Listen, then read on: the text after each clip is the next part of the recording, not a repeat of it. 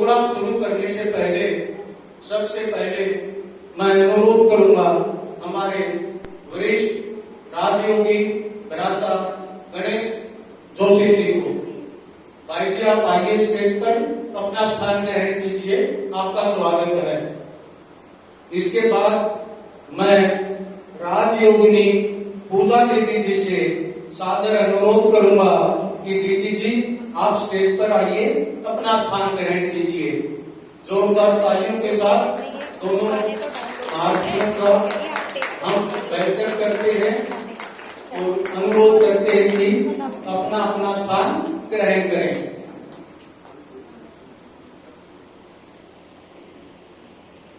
जैसा कि हमारा नियम है कि हम कोई भी कार्य शुरू करने से पहले 3 मिनट परमपिता परमात्मा की याद में बैठते हैं, तो मैं आप सबसे अनुरोध करूंगा शांत चित्त होकर परमपिता परमात्मा शिव बाबा की याद में हम बैठेंगे।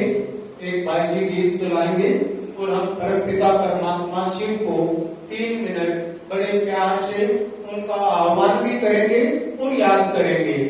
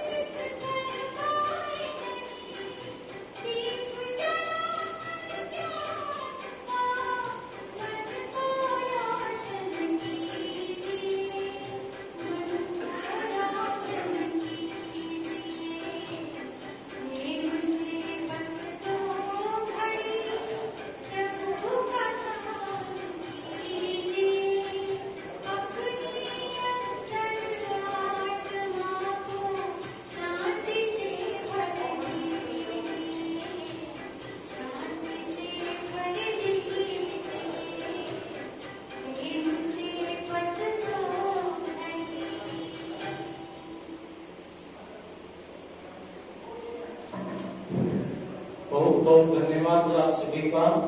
हमने परमपिता परमात्मा को याद करके अपने मन को प्रेम से और आनंद से सराबोर किया। अब प्रोग्राम की शुरुआत करते हैं।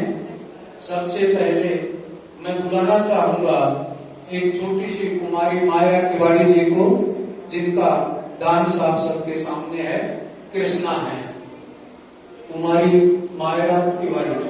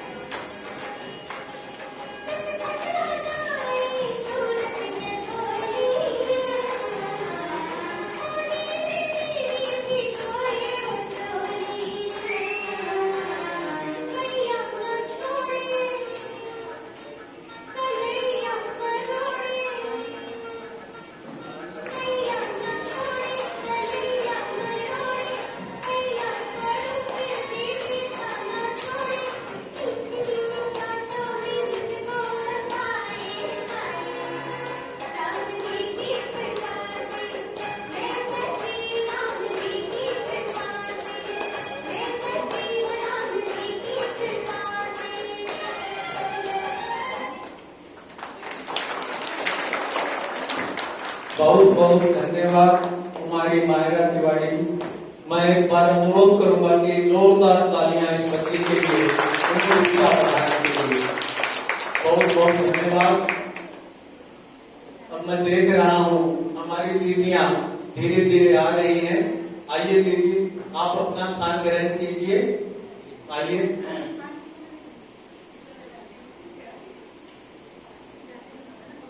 प्रोग्राम को आगे बढ़ाते हुए मैं आमंत्रित कर रहा हूं एक वरिष्ठ राजयोगा टीचर, वरिष्ठ, बहुत ही जिनको अनुभव है इस ज्ञान का भी, अपने लौकिक जीवन का भी और अपने अलौकिक जीवन का भी, जो हम सब के बीच हैं। मैं पिछले 33 वर्षों से भी अधिक समय से जो राजयोग मेडिटेशन का अभ्यास कर रहे हैं, आपके और मेरी तरह घर गृहस्थ में रह रहे हैं, वो घर गृहस्थ में रहते हुए परम पिता परमात्मा को कैसे याद करते हैं, वो अपने अनुभव भी सुनाएंगे और संक्षेप में संस्था का परिचय भी देंगे। मैं आमंत्रित करता हूं भ्राता राजयोगी गणेश जोशी जी को।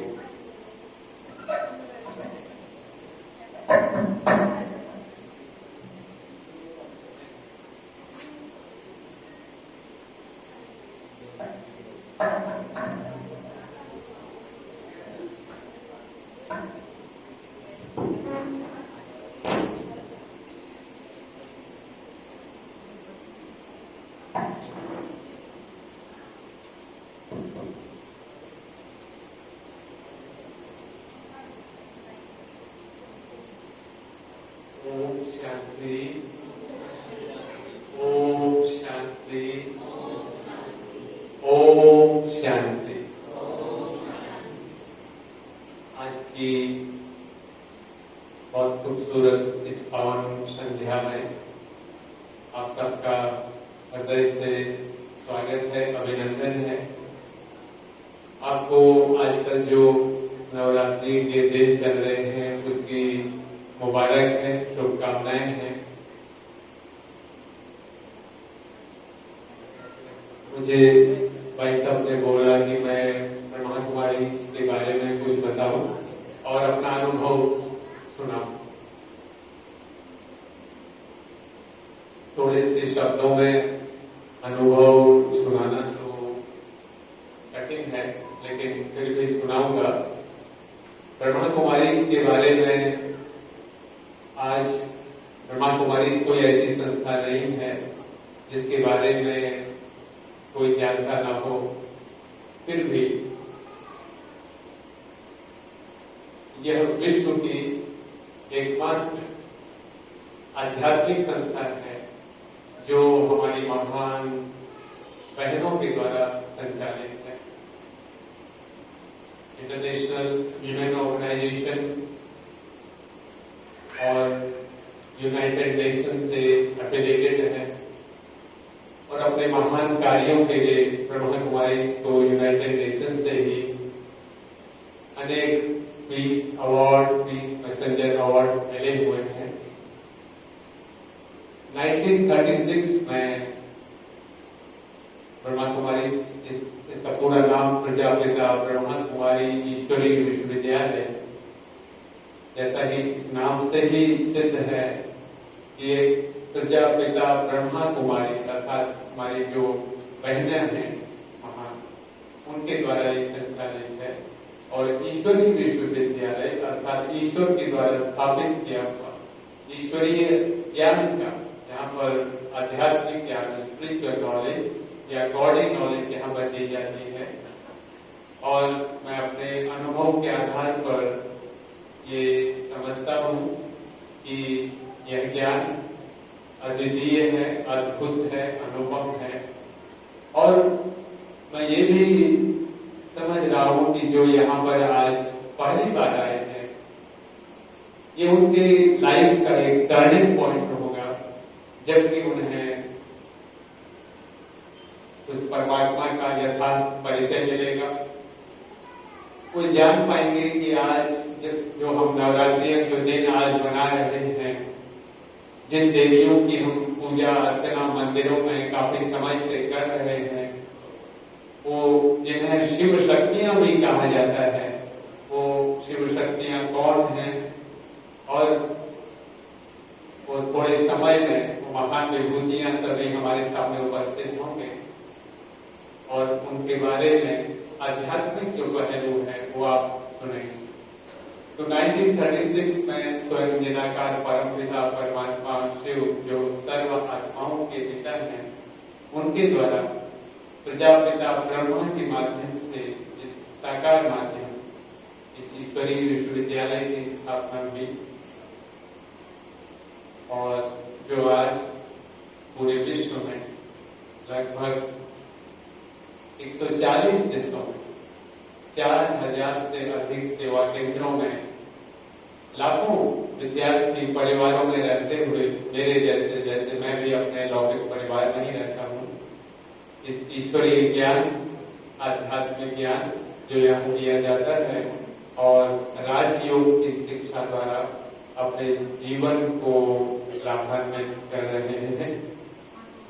बीच में ही हमारे बीच में आज के महान जो मुजफ्फरनगर से राजयोगिनी दीदी जी आई है, पधार चुके हैं। मैं विजय भाई जी से बोलूंगा कि उनका स्टेज पर और हम भी खड़े होकर के उनका अभिनंदन करके स्वागत करेंगे। ओम शांति। भाई साहब जिन चैतन्य देवियों की बात अभी अभी कर रहे थे, वो देवियां साथ साथ में हमारे बीच उपस्थित हो रही हैं। मैं तहे दिल से हृदय की गहराइयों से कीर्तन ध्वनि से आपका स्वागत करता हूँ, अभिवादन करता हूँ, अभिनंदन करता हूँ। दीदी आप स्थान ग्रहण कीजिए। साथ में हमारे बीच हमारी लवली दीदी जी पधार चुकी हैं, उनका भी तहे दिल से स्वागत है, अभिवादन है, अभिनंदन है। दीदी आप स्थान ग्रहण कीजिए। अभिनंदन करते हैं, दिल से आपका स्वागत करते हैं, दिल से आपका अभिनंदन करते हैं, दिल से आपका।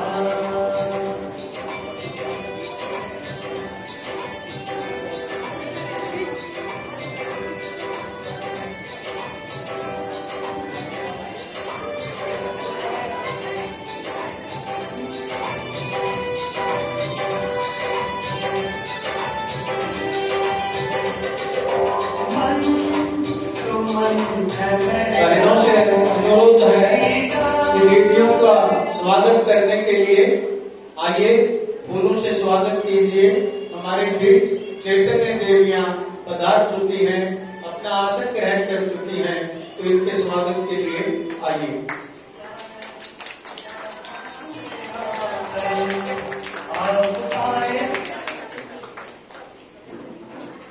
बहुत बहुत स्वागत है कीर्तन ध्वनि के साथ दीदियों का, चैतन्य देवियों का। हम अनुभव तो करेंगे ही, पहले स्वागत करते हैं।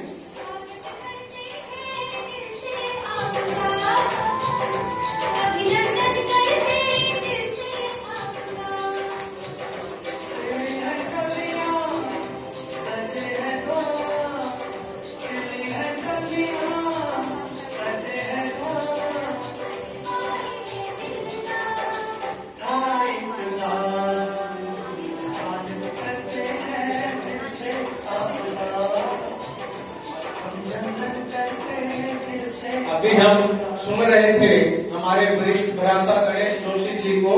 मैं उनसे अनुरोध करूंगा, भ्राता जी आप कंटिन्यू चालू रखिए।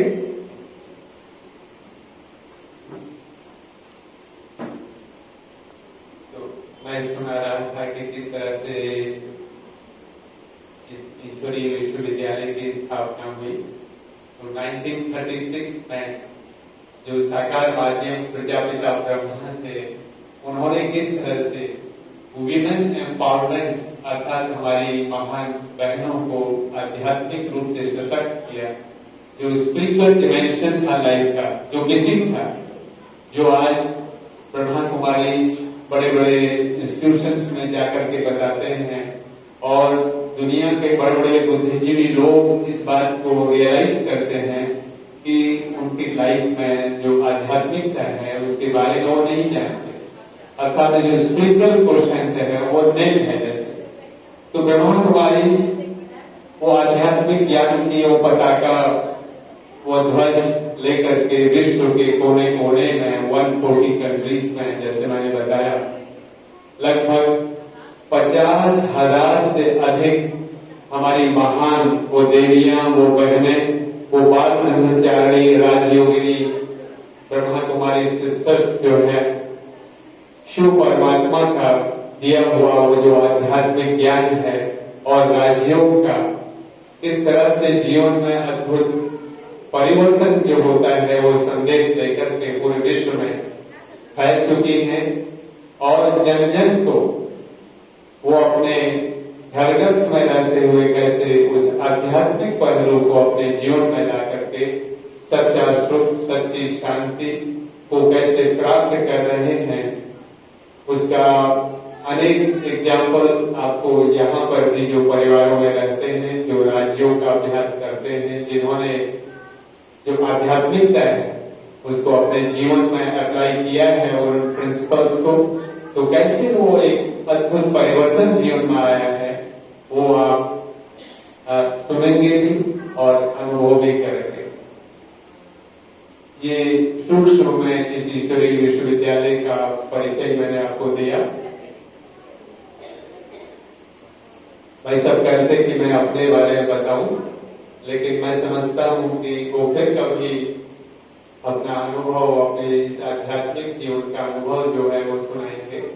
लेकिन इतना एक दो लाइन में बताऊंगा कि यह जीवन बड़ा अद्भुत जीवन। फर्स्ट डे ही मैं आपको ये कोरिलेट कर रहा हूं इस बात से, आज तक जो दिन चल रहे हैं नवरात्रियों के, तो मैं भी बचपन से ही अपने लौकिक में, जब मैं इस संस्था में नहीं जुड़ा था, देवी का बहुत भक्त था। मैं उसका एक दो एग्जाम्पल दूंगा आपको। हमारे पिताजी बचपन में ही उन्होंने शरीर छोड़ दिया था, लेकिन शरीर छोड़ने के कुछ समय पहले उन्होंने कहा कि आप ये दुर्गा सप्तशती का पाठ जो है आप रोज किया करो, और मुझे कुछ तक वो कंठस्थ याद भी था। तो मुझे याद है, एक घटना याद आ रही है। मैं जब 12वीं क्लास में पढ़ता था, वो हमारे जहाँ हम रहते थे वहां से काफी दूर था, और बहुत दूर था, मतलब वहां के पास में ही एक देवी का मंदिर था। बहुत बड़ा मेला लगता था नवरात्रि में वहां पे। तो हम बहुत साधारण परिवार के से थे। सुबह 4 बजे मैं दर्शन करने के लिए एक बिल्कुल समझे कि 6 माइल की बहुत बड़ा जंगल, उस जंगल को पार करके वहां पहुंच गया। जब वहां मुझे कुछ लोग मिले, उन्होंने कहा आप यही थे, हमें मिले नहीं। मैंने कहा कि मैं अभी पहुंचा हूँ। तो उन्होंने कहा आपको कोई शेर, बाघ, भालू जो है वो खा ले गया, इतनी अंधेरी रात में आप यहाँ आ गए। तो इस तरह से मैं देवी का जो है भक्ति करता था। मैं इसलिए बात बता रहा हूँ कि 2 जुलाई 1989 में फर्स्ट डे मैं जब ब्रह्मा कुमारी में आया, हमारे दिल्ली में जो शक्तिनगर सेवा केंद्र है, हमारे एक भाई थे जो इंडियन एयरफोर्स में थे। उन्होंने मुझे कहा कि आप कभी आपके जीवन में अगर आप आध्यात्मिकता के बारे में वास्तव में जानना चाहते हैं तो आप आए।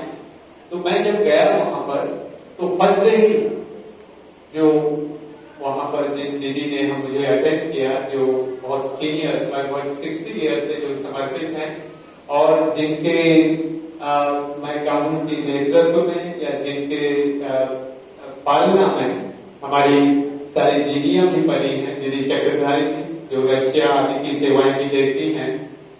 जब फर्स्ट दिन ही उन्होंने मुझे, जब मैं उनको देखा और जैसे कुछ बातें बताने लगे, तो मुझे वो जो देवी का वो अचानक साक्षात्कार हुआ। मुझे कोई ऐसा संकल्प नहीं था, और मैं जैसे एक अद्भुत अलौकिक जैसे सुख में था, एक लाइट था, बहुत माइंड था, बहुत सुंदर अनुभूति थी। भले उन्हें नहीं मालूम था, मैंने उनसे पूछा बाद में कि मुझे ऐसा अनुभव हुआ। उन्होंने कहा भाई ये तो आपका अपना अनुभव है। तो मैं इसलिए बात को कह रहा हूँ कि वो जिन देवियों की हम पूजा कर रहे हैं यादगार बना करके, चाहे वो वैष्णवी देवी है, चाहे वो दुर्गा है, उमा माँ है, पार्वती है, अनेक देवियों के रूप में 8 दिनों में हम उस नव दुर्गा के रूप में उनकी आराधना करते हैं, पूजा करते हैं।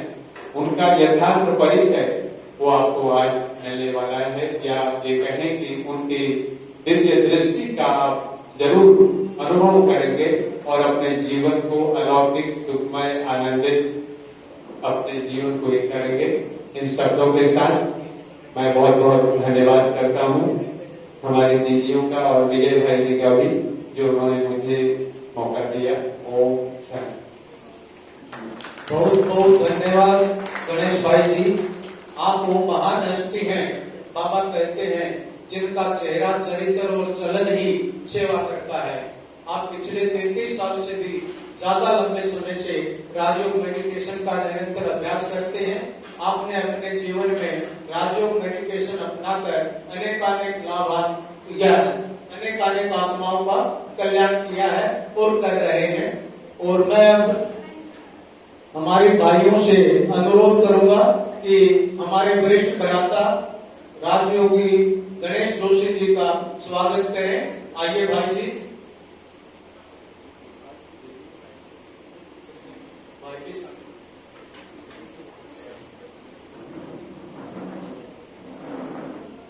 ओम प्रकाश भाई जी गणेश भाई जी का स्वागत करेंगे गुलदस्ते के साथ। बहुत सुंदर गुलदस्ता, जोरदार तालियों के साथ। मुझे भी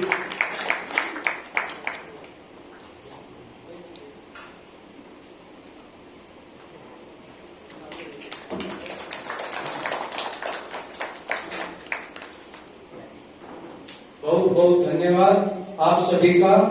प्रोग्राम को आगे बढ़ाते हुए एक डांस प्रस्तुत करेगी कुमारी आनवी और कुमारी चेतांशी। कुमारी आनवी, कुमारी चेतांशी डांस के लिए आएंगी।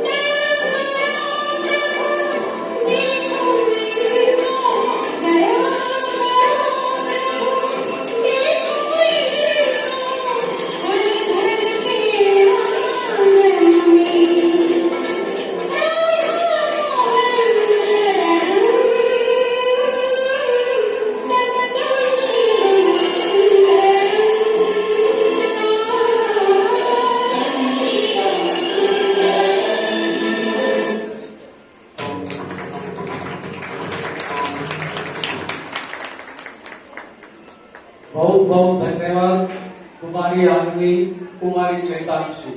मैं सबसे अनुरोध करूंगा जोरदार तालियों के साथ एक बार इनका उत्साह बढ़ाइए।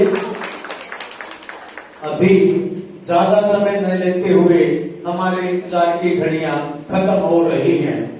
पिछले 1.5 घंटे से हम जिन का इंतजार कर रहे थे वो हमारे बीच पधार चुकी हैं। अव्यक्त मूर्त माता पिता बाप दादा की अति स्नेही, अति लाडली, तपस्वी मूर्त राजयोगिनी ब्रह्मा कुमारी जयंती दीदी जी, आपका तहे दिल से, हृदय की गहराइयों से एक बार फिर से सबकी तरफ से स्वागत है, अभिवादन है, अभिनंदन है। दीदी जी के बारे में ज्यादा बोलना सूर्य क्यों दीपक दिखाने के समान होगा। दीदी जी बचपन से ही इस संस्था से जुड़े हैं और आप पिछले 40 साल से समर्पित सेवाएं दे रहे हैं। दीदी जी ने बाबा का बहुत सुंदर घर 4 मंजिल का अभी बना के खड़ा किया है।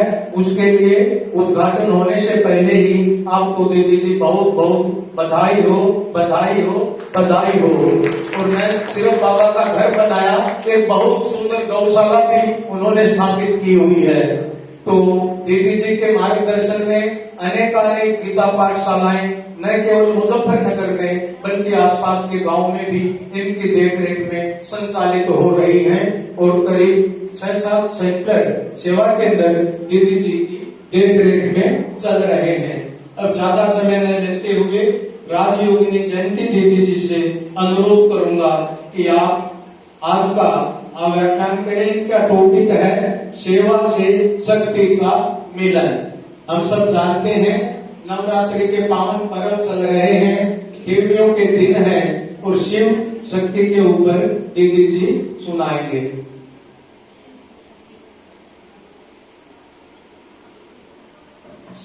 शिव से शक्ति का मिलन, इनका टॉपिक है शिव से शक्ति का मिलन।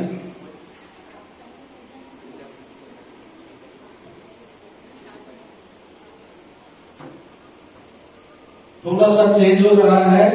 पहले मैं पूजा दीदी से अनुरोध करूंगा कि पूजा दीदी जी आप शिव शक्ति के ऊपर सुनाएंगे। इनका टॉपिक है शिव शक्ति। पूजा दीदी जी का भी संक्षिप्त में परिचय देना चाहूंगा।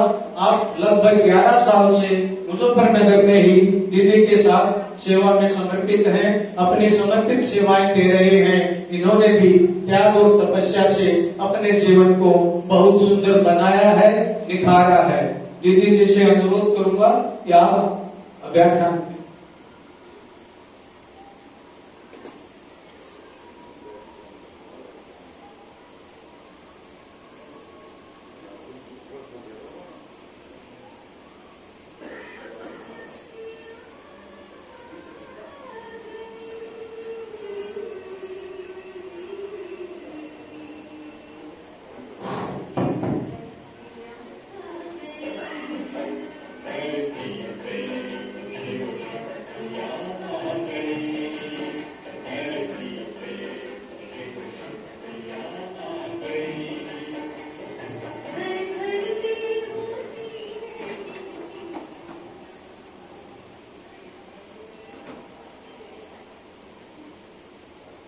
ओम शांति। हम सभी ने शिव शक्ति का चित्र अपने अपने घरों में देखा है, लेकिन क्या कभी हमने ये सोचा कि आखिर ये शिव शक्तियां हैं कौन? हम देवियों की पूजा करते हैं, लेकिन ये देवियां हैं कौन? और जो उनको इतने 8 भुजाएं दिखाई है और 8 भुजाओं में जो अलग अलग शस्त्र दिखाए हैं, आखिर ये क्यों दिखाए हैं? क्या देवी भी हिंसा करेगी? देवी माना ही जो अहिंसक हो। देवी देवता का मतलब ही है जो हिंसा ना करे। लेकिन जब हम अपने शास्त्रों में पढ़ते हैं या भक्ति में सुनते हैं उनकी कहानियां, तो उसमें दिखाया गया है कि देवी ने, शिव शक्ति ने असुरों का नाश किया। चाहे वो मधु कैटभ हो, चाहे शुंभ निशुंभ हो, तो बहुत सारे असुरों का उन्होंने नाश किया। तो आखिर वो देवी है कौन? सबसे पहले हम देवी के स्वरूप को देखेंगे। जो उनका रूप दिखाया गया है, बाहरी रूप, वो किस चीज के प्रतीक है, वो हमको क्या संकेत देते हैं कि आखिर देवियां कैसी है, उनके अंदर कौन सी शक्तियां हैं। जो 8 भुजाएं आप देवी की चित्र में देखते हो, तो 8 भुजाएं देवी की अष्ट शक्तियों का प्रतीक है। चाहे वो समाने की शक्ति हो, सहन शक्ति हो, परखने की शक्ति हो, निर्णय करने की शक्ति हो, ऐसे करके 8 शक्तियां जो आत्मा के अंदर निहित होती है, लेकिन समय आने पर जब शिव का शक्ति से मिलन होता है तो वो 8 शक्तियां काम करती है। तो वो शक्तियों का प्रतीक ही वास्तव में 8 हाथों के रूप में दिखाया गया है। अब 8 हाथों में जो अलग अलग अलंकार दिखाए हैं देवी के, अब हम उनके बारे में भी समझेंगे। सबसे पहले देवी के हाथ में दिखाते हैं स्वदर्शन चक्र। चक्र दिखाते हैं जिससे असुरों के गले काटे। तो स्वदर्शन चक्र का मतलब है स्वयं की पहचान। स्व, दर्शन और चक्र माना स्वयं को देखना, अपने अंदर मन से अपने आप को पहचानना, मेरे अंदर क्या विशेषताएं हैं और मेरे अंदर क्या कमियां हैं, और उन कमियों को हमें कैसे खत्म करना है। जब हम ये समझ लेते हैं, स्वयं को देखते हैं, तो हमें अपनी पहचान मिलती है। दूसरे हाथ में दिखाया तलवार। तलवार किस चीज का प्रतीक है? तलवार का मतलब ये नहीं है कि कोई हिंसक की, तलवार का मतलब है तीक्ष्ण बुद्धि, जिससे जो हमारे जीवन में परिस्थितियां आती है, जो बातें आती है, या विघ्न आते हैं, या हमारे अंदर जो कमियां होती हैं, उन ज्ञान तलवार से, यानी कि उस तीक्ष्ण बुद्धि से, तेज बुद्धि से, सूक्ष्म बुद्धि, दिव्य बुद्धि से हम अपनी उन परिस्थितियों को पार कर सके, उनका हल निकाल सके, और बिना घबराए, बिना परेशान हुए, बिना दुखी अशांत हुए हम उस समस्या का हल निकालें। तो वो कैसे होगा? जब हम ज्ञान का चिंतन करेंगे। तो वो ज्ञान वास्तव में तलवार है, ज्ञान चिंतन करने का। उसी से हमारी बुद्धि दिव्य बनती है। फिर देवी के हाथ में दिखाया धनुष बाण। धनुष बाण किस चीज का प्रतीक है? वो है ज्ञान बाण, यानी कि ज्ञान का समय पर, परिस्थिति पर प्रयोग सही तरीके से करना। कहाँ किस बात का, किस पॉइंट का, कहाँ ज्ञान की कौन सी चीज का हमें कहाँ यूज करना है, तो वो ज्ञान बाण है।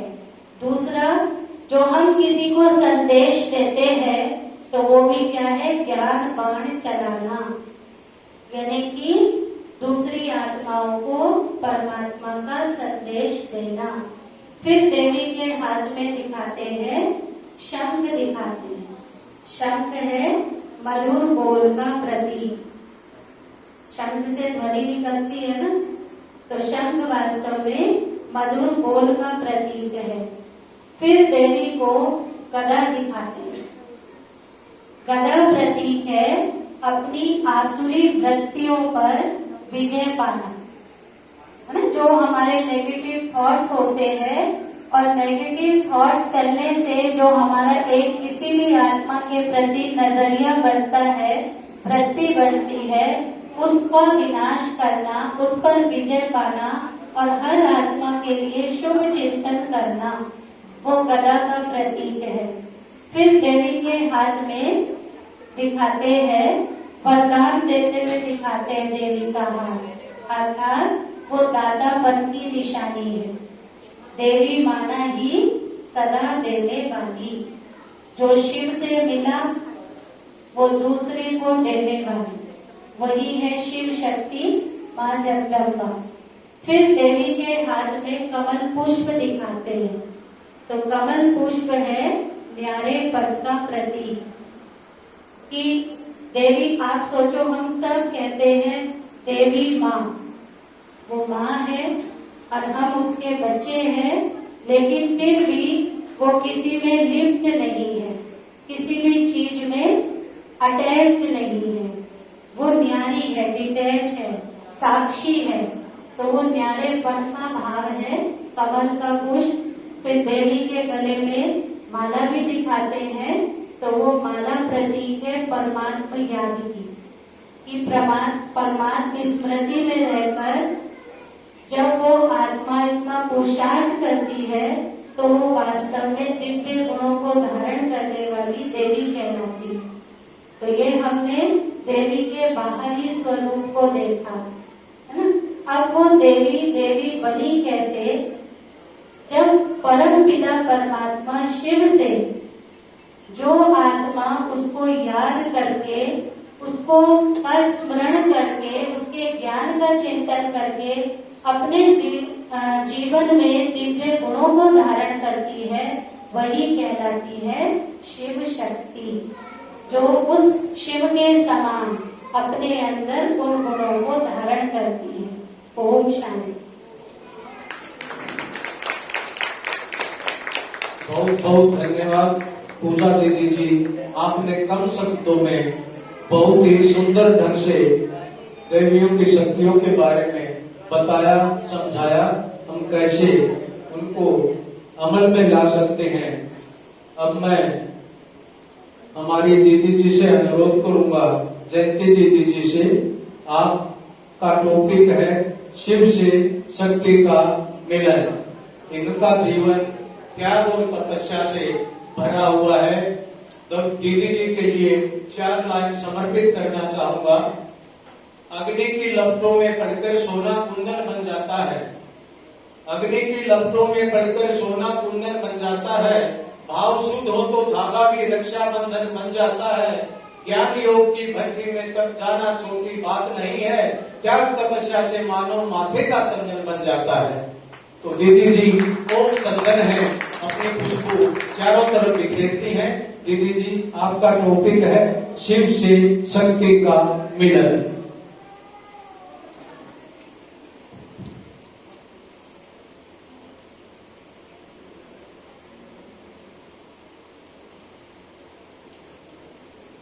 ओम शांति।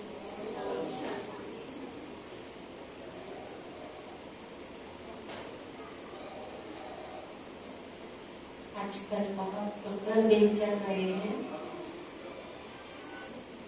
भले हमने भक्ति नहीं की, जैसे भाई जी परिचय दे रहे थे कि बचपन से ही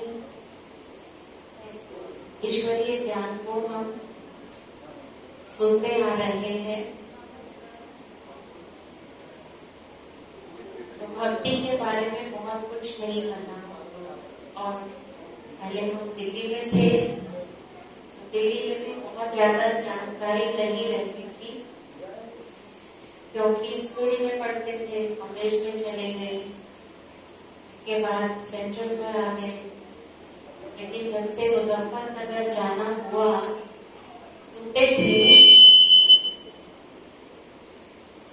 सुनते थे कि भारत में 366 त्योहार होते हैं, रोज त्योहार होता है। ये बात तो हमने सुनी हुई थी बचपन से, लेकिन समझ नहीं आता था।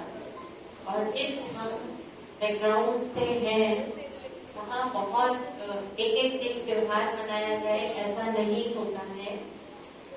लेकिन जब से मुजफ्फरनगर जाना हुआ, तब से हमें पता चला कि भारत में एक एक दिन त्योहार कैसे होते हैं, कब पूर्णमासी आती है, तब कौन से त्योहार चलते हैं।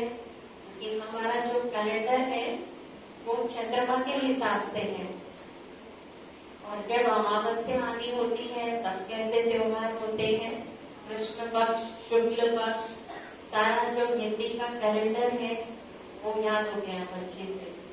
बहुत खुशी भी होती है और अपने देश के बारे में जानना और उसका आध्यात्मिक रहस्य जानना, तो हमारी खुशी और बढ़ जाती है। तब हम उस परम पिता परमात्मा का धन्यवाद करते हैं कि उसने हमारी बुद्धि का ताला खोला। तो हम बहुत धन्य हुए, उसकी छाया हमारे ऊपर पड़ी, उसकी नजर हमारे ऊपर पड़ी, और जो अंतर्दृष्टि हमको मिली, उस अंतर्दृष्टि से हमने जीवन को जीना सीखा, जीवन को एक दिशा दी। इसलिए सर्वप्रथम मैं उस परम पिता परमात्मा का धन्यवाद करती हूँ, जो ईश्वरीय ज्ञान उसने हम आत्माओं को दिया, और वो ईश्वरीय ज्ञान ही सभी इस संसार की समस्याओं का समाधान है। जैसे भाई जी ने कहा कि आपका विषय है कि आप शिव से शक्ति कैसे लें, तो मैं तो यही कहूंगी कि परम पिता परमात्मा शिव, उनकी प्रथम विशेषता है कि वो ज्ञान के सागर हैं, और वो जब सृष्टि पर आते हैं तो हमें ज्ञान देते हैं। ज्ञान का अर्थ क्या है? ज्ञान का मतलब ये नहीं है, ऐसे तो दुनिया में बहुत ज्ञान है। आप देखिए, एक अगर इंजीनियरिंग के क्षेत्र को लें, कितना ज्ञान है, मेडिकल के क्षेत्र को लें, कितना ज्ञान है ना। अगर हम कृषि विज्ञान के क्षेत्र को लें, वहां भी ज्ञान ही ज्ञान भरा पड़ा है। टेक्नोलॉजी बहुत है दुनिया में, लेकिन परमात्मा जो हमको ज्ञान देते हैं, वो ज्ञान कौन सा देते हैं? जो सारे इस संसार के ज्ञान का आधार है, वो ज्ञान हमको देते हैं, जिससे मेरे जीवन में प्रकाश आता है, रोशनी आती है। वो ज्ञान देते हैं जिससे मुझे, हम लोग केवल सुनते नहीं हैं, सुनाते नहीं हैं, लेकिन अनुभव करते हैं। तो भिन्न भिन्न प्रकार के अनुभव होते हैं हमें इस दुनिया में भी। कुछ जो आप सब भाई बहने हैं, वो हमें अनुभव अपने सुनाते हैं, वो भी हमें अनुभव होता है। कुछ हम ईश्वरीय ज्ञान को जब एक एक बात को समझते हैं, तब हमें अनुभव होता है। अनुभव कहें या शक्ति कहें, तो मैं एक ही बात समझती हूँ। तो जब मैं कोई चीज की अनुभूति कर रही हूँ, तो मेरी शक्ति बढ़ रही है। तो मैंने जो महसूस किया, जैसे आप सब अभी देवी की बहुत सुंदर व्याख्या या उसका अर्थ समझ रहे थे, तो मैंने अपने जीवन में जो शक्ति का एहसास किया है, वो कोई मेरे अंदर ऐसी शक्ति नहीं आएगी कि मैं कहीं युद्ध के मैदान में चले जाऊं और वहां पर अपना प्रदर्शन करूं, या मैं किसी खेल के मैदान में चली जाऊं और वहां मैं अपनी शक्ति का प्रदर्शन करूं। उस बाह्य शक्ति का भाव नहीं है। परमात्मा से जो हमें शक्ति मिलती है, वो अंतर शक्ति मिलती है। आप सबने कहानी सुनी होगी, एक राज्य में घोषणा हुई थी कि इस राज्य का सबसे शक्तिशाली व्यक्ति कौन है। तो राजा ने ये जानने के लिए एक आयोजन किया, उसमें पत्थर की शिला रखी और कहा था, याद है ना सबको ये कहानी, एक ही बार से इस पत्थर को तोड़ना है, एक ही बार से। तो बड़े बड़े पहलवान आए, नहीं तोड़ पाए। एक कांगड़ी सा पहलवान आया, एक बहुत ऐसा कमजोर व्यक्ति, बहुत ही कमजोर व्यक्ति, और उसने वो एक ही बार से शिला को तोड़ दिया। तो इसका मतलब तो ये है कि आवश्यकता नहीं है शारीरिक बल की सब जगह। उसने कैसे तोड़ा? उसने तोड़ा आत्मबल के आधार से, क्योंकि उसका कारण फिर राजा ने जानना चाहा। तो जो एक दूसरे व्यक्ति की उसने मदद ली थी, वो उसको याद दिला रहा था कि तुम कौन हो, तुम एक राजपूत हो, तुम्हारे पूर्वजों ने ये कार्य किए हैं, तुम्हारे पिता ने ये कार्य किया, तुम्हारे दादाजी ने ये कार्य किया, उनके पिताजी ने ये कार्य किए, क्या तुम एक छोटी सी पत्थर की शिला नहीं तोड़ सकते हो? उसके अंदर इतना जोश आया और उसने एक ही बात से तोड़ दिया। तो मुझे लगता है ये वास्तव में कहानी हमारी है मेरी कहानी है जो मुझे महसूस होती है कि जब मैं इस संसार में थी तो 600-700 करोड़ लोग हैं, उसमें मैं भी एक आत्मा हूँ। लेकिन जब उस परमात्मा की नजर मुझ आत्मा पर पड़ती है तो मुझे लगता है कि मुझ कमजोर आत्मा को उस सर्वशक्तिमान परमात्मा का बल प्राप्त हो गया है, मेरे अंदर वो शक्ति आ गई है। क्योंकि जब हम आज ईश्वरीय महावाक्य सुबह सुन रहे थे तो मैं ज्यादातर जब मेडिटेशन करती हूँ तो उस समय मैं परमात्मा को देखती हूँ और अपने आप को देखती हूँ। तो मैं मिलाती हूँ कि जो परमात्मा के विचार, क्या वो विचार मेरे हैं। जब हमने 1 घंटा मेडिटेशन के लिए टाइम दिया तो ऐसा नहीं होता हमारे साथ भी कि हम बैठे और बिल्कुल हमारा ध्यान लग गया। हमें थोड़ा अभ्यास करना पड़ता है। अभ्यास हो जाता है तो स्थिर हो जाता है तुरंत मन, लेकिन थोड़ा टाइम लगता है। तो उसमें हम विचार करते हैं कि परमात्मा कैसा है और मैं कैसी हूँ, परमात्मा के विचार कैसे चलते हैं और मेरे विचार कैसे चलते हैं। परमात्मा जब इस दुनिया में आता है तो दुनिया में हम सब क्या कर रहे हैं, क्या कर रहे हैं आप बताइए। सो रहे हैं, खा रहे हैं, पी रहे हैं, व्यवहार कर रहे हैं, ऐसे।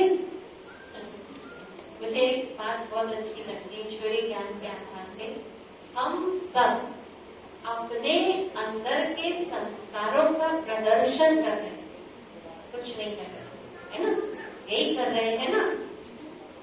तो परमात्मा भी जब इस दुनिया में आता है उसके जो संस्कार है वो भी अपने संस्कार दिखाता है। तो मुझे परमात्मा ने जब ज्ञान की शक्ति दी, है ना, ज्ञान की शक्ति का प्रतीक कौन सी देवी है आप बताएंगे? सरस्वती माँ, है ना। तो परमात्मा ने जो ज्ञान दिया, ईश्वरीय ज्ञान, वही सरस्वती माँ है। तो मैंने भी उस सरस्वती माँ को कहा कि हे माँ, हे परमात्मा, जो आप ज्ञान के सागर हो वो ज्ञान मेरी बुद्धि में थोड़ी देर के लिए भर दो। तो जब मैं महसूस करती हूँ कि उसका ज्ञान मेरी बुद्धि में भर गया तो जो मेरे संस्कार है उस समय थोड़ी देर के लिए, जब तक वो स्मृति है, जब तक वो याद है कि मैं परमात्मा की संतान हूँ, वो मेरा पिता है, वो ज्ञान का सागर है, तो उसके संस्कार कुछ समय तक मेरे अंदर आ जाते हैं। क्या संस्कार है परमात्मा के? एक तो वो सबको ज्ञान देता है। हम लोग क्लास करते हैं, रोज ईश्वरीय महावाक्य सुनते हैं, कभी कभी हमको चांस भी मिलता है सुनने का। ऐसा नहीं है हम नहीं सुनते, सुनने से ही तो सुना सकेंगे ना। क्योंकि कहा ही जाता है बहुत अच्छा स्पीकर कौन हो सकता है, जो बहुत अच्छा सुनता है, श्रोता है। तो जब एक दिन मैं सुन रही थी क्लास और मेरी स्थिति भी बहुत अच्छी थी, तो जो दूसरी बहन सुना रही थी मुझे बहुत बहुत हर्ष हुआ, खुशी हुई अंदर। तो वो मुझे इतनी खुशी मिली कि परमात्मा का ज्ञान जब हम अपनी बुद्धि में रखते हैं, रख के देखिए थोड़ी देर के लिए, और उस परमात्मा के ज्ञान को बोलते हैं और उस परमात्मा के ज्ञान को सुनते हैं। आप सोचिए, चलो मैं 1 घंटे के लिए बैठी थी, तो 1 घंटे के लिए या आधे घंटे के लिए मेरे ईश्वरीय संस्कार बन गए, क्योंकि परमात्मा का मूल संस्कार है ज्ञान देना। मैंने भी थोड़ी देर के लिए सही वो ईश्वरीय संस्कार धारण किया। परमात्मा का संस्कार क्या है? वो है कल्याणकारी, सबका भला, सभी का। चाहे कोई चोरी करता है, कोई डाके डालता है, कोई दूसरों के फायदे के लिए सोचता है, सामाजिक कार्य करता है, वो सभी का भला करता है। यानी उसका जो मूल संस्कार है वो कल्याण का है। और जब मैं उस कल्याणकारी पिता से बात कर रही हूँ तो मेरे अंदर कल्याण की भावना पैदा होगी ना, थोड़ी देर के लिए सही, तो मेरे अंदर भी वो संस्कार पैदा हो जाता है। मेरे भी ऐसे ही विचार चलने लग जाते हैं कि मैं अनेक आत्माओं का कैसे कल्याण करें। परमात्मा का संस्कार जो आज मुझे बहुत अच्छी बात लगी वो है सहानुभूति। ये ईश्वरीय गुण है सहानुभूति। तो वो सहानुभूति का गुण मेरे अंदर कुछ समय के लिए, नहीं तो आप देखो कभी कभी हमारे पड़ोस में ही बहुत कुछ हो जाता है ना, किसी का कुछ नुकसान हो गया, किसी की डेथ हो गई, हम विचार भी नहीं करते, सोचते भी नहीं है। लेकिन जब मैं उस ईश्वरीय गुण का अनुभव कर रही हूँ सहानुभूति का, तो मेरे अंदर ये विचार आता है कि इनके जीवन में या एक कष्ट की घड़ी आई है, मैं कैसे इनके इस कष्ट को कम करूं, कुछ ऐसी बातें को सुनाऊं, कुछ जाकर के अच्छे वाइब्रेशंस फैलाऊं, तो इनका कष्ट कम हो जाएगा। तो ये कहाँ से विचार आया? जब मैं उस ईश्वर के साथ रहती हूँ। तो परमात्मा को याद करने से विचारों में और हमारे संस्कारों में परिवर्तन आता है। तो आजकल मैं कुछ समय से अभ्यास कर रही हूँ। आप सब भी आत्मचिंतन करते होंगे या चेकिंग करते होंगे अपनी। क्या चेक करते हो? चेक करते हो अपने आप को, या चल रहे सो रहे, खा रहे पी रहे, बस काम कर रहे हैं, पैसा कमा रहे हैं। तो चेक क्या करना है? किस बात से परेशान होते हैं? किस बात से परेशान होते हैं? कभी चेक किया आपने अपने आप को कि कौन सी ऐसी बात है जो आपकी या जो हमारी मानसिक स्थिति को खराब करती है? मेरे संकल्पों की गति बहुत तेज हो जाती है, मेरे संकल्प उबड़ खाबड़ हो जाते हैं, है ना। मुझे कभी दुख की लहर आनी शुरू हो जाती है, या जिस आत्मा ने मेरे लिए बोला उसके लिए मैं भी नेगेटिव सोचना शुरू कर देती हूँ। ऐसा हो जाता है ना हम सबके साथ, पर यही तो परमात्मा ठीक करने आया है। तो मुझे एक कुछ दिन से अपने बचपन का एक सीन याद आया। तो हम लोग छोटे थे ना, तो आपने कुछ किताबें लगवा रखी थी बच्चों के लिए, चंदा मामा, मुझे याद नहीं है, चंपक, और पता नहीं कुछ और भी 2-3 किताबें होती थी। आप सबसे पढ़ी होंगी बचपन में, नंदन जो भी है। तो उसमें क्या होता था, एक ऐसा फोटो होता था जो 2 फोटो एक जैसे होते थे, याद है ना? अरे यार 2 एक जैसे फोटोज होते थे कार्टून में, और उसमें कहा जाता था हमको, पापा पास कह के जाते थे कि काम करना आज। उसके आंसर्स नहीं होते थे उसमें कहा जाता था जो 10 मिनट में 10 गलतियां निकालेगा वो जीनियस है, कहते थे ना।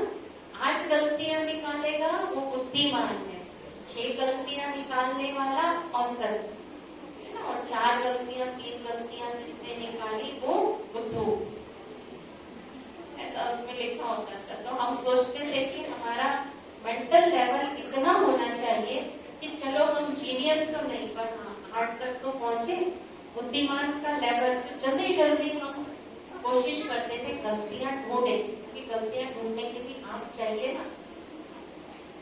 तो आज हम ज्यादातर जो परेशान होते हैं वो इसलिए होते हैं कि जो कार्य मैंने किया उस काम में किसी दूसरे ने गलती निकाली, होते हैं नहीं?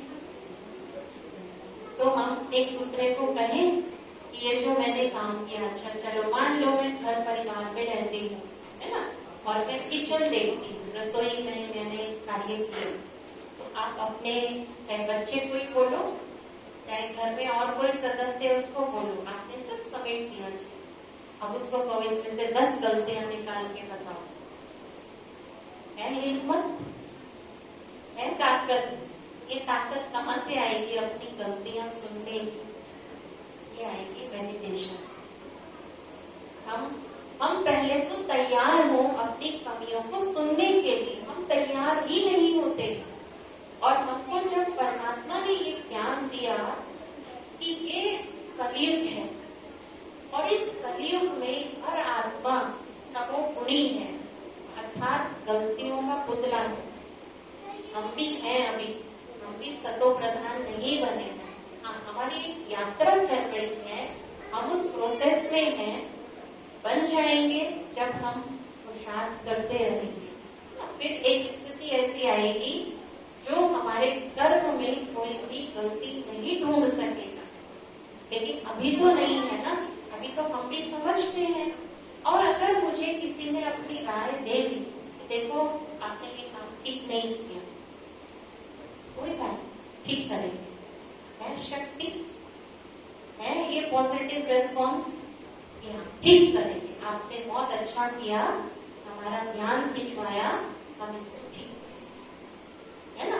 तो ये शक्ति जो हमारे अंदर आती है, ये आती है परमात्मा को याद करने से। खुद मैं कोशिश करती हूँ, और जो मेरे साथ बहने भाई रहते हैं उनका भी मैं ध्यान खिंचवाती हूँ कि अगर हमारे काम में कोई गलती निकाल दे, मूड खराब नहीं करना है, मूड ऑफ नहीं करना है। मूड ऑफ किया तो हमारा कम्युनिकेशन स्टॉप हो गया, कम्युनिकेशन सिस्टम हमारा खराब हो गया, यानी परमात्मा से जो मैं शक्तियां ले रही हूँ ना वो स्टॉप हो जाएगा। मैं अगर मुस्कुराती रहूंगी, खुश रहूंगी, तो आप सोचिए आप ईश्वरीय शक्तियों का आवाहन कर रहे हैं, और मूड खराब कर दिया, उल्टा सुल्टा बोल दिया, तो ईश्वरीय शक्तियां नहीं आएंगी। ठीक है, आज की सुंदर सभा में मैं अपनी झोली में यही लेकर जाऊं कि जैसे उस देवी ने, आप कमी निकाल सकते हो देवी की, उसकी आंख नहीं है, उसने कोई अस्त्र ठीक से नहीं पकड़ा है, उसने कपड़े ठीक से नहीं पहने हैं, उसकी जो सवारी दिखाई गई है हंस है या शेर है या कोई चीज, कुछ उसमें नहीं निकाल सकते ना हम, इतना परफेक्ट है। लेकिन वो उसके अंदर परफेक्शन कहाँ से आई? वो आई परमात्मा की ज्ञान। तो हम भी उस देवी के बच्चे हैं। मुझे बहुत खुशी है कि मैं सरस्वती पुत्री हूँ, मेरी माँ सरस्वती है, मेरा पिता शिव बाबा है, और ब्रह्मा पुत्री हूँ मैं, ब्रह्मा की भी संतान हूँ। तो मुझे अपने माता पिता को फॉलो करना है और उस परमात्मा की शक्तियों को अपने अंदर धारण करके, जैसे मेरी माँ सरस्वती है, मेरी माँ लक्ष्मी है, मेरी दुर्गा माता है, तो मुझे उनका नाम बदनाम नहीं करना है ना, मुझे उनका नाम इस दुनिया में फैलाना है। लोग कहें कि देखो ये सरस्वती पुत्री जा रही है, ये लक्ष्मी पुत्री जा रही है, ये लक्ष्मी को मानने वाले, इनके आचरण से दिखाई देता है। ओम शांति।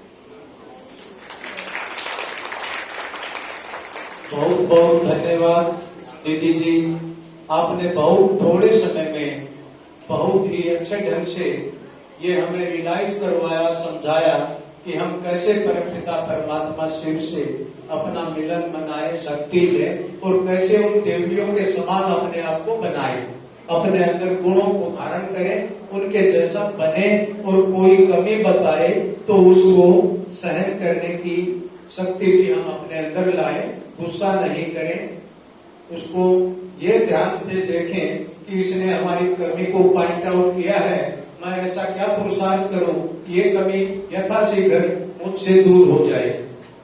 प्रोग्राम को आगे बढ़ाते हुए एक सुंदर डांस लेकर आ रही है एक कुमारी, मैं अनुरोध करूंगा कि वो आए स्टेज पर, उनका डांस है, बहुत सुंदर डांस है।